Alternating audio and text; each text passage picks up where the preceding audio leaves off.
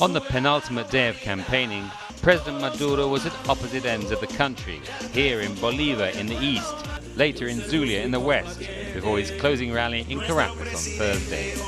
Venezuela es un país democrático.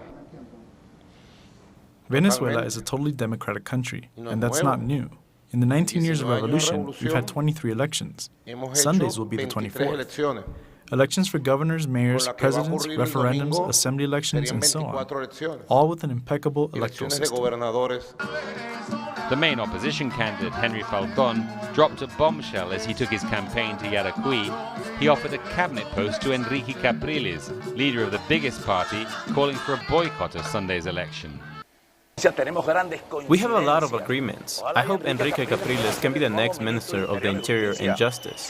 He would have an excellent relationship with the governors and mayors.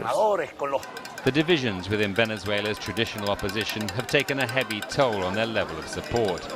This was the main protest called ahead of the election by the pro-abstention parties.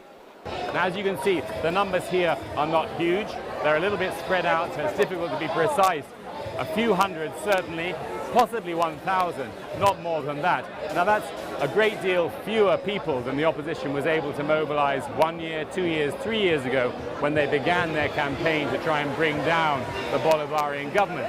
But this does seem to show that at least a part of the opposition support base is not happy with the abstention position, and they've decided to migrate and support the main candidate, opposition candidate who is standing in this election, Henry Falcon, and some of them, of course, Javier Bertucci as well, the first place candidate. Bertucci has been closing his campaign in Valencia. Henry Falcon again called on him to assume his responsibilities before the country and join forces to defeat President Maduro.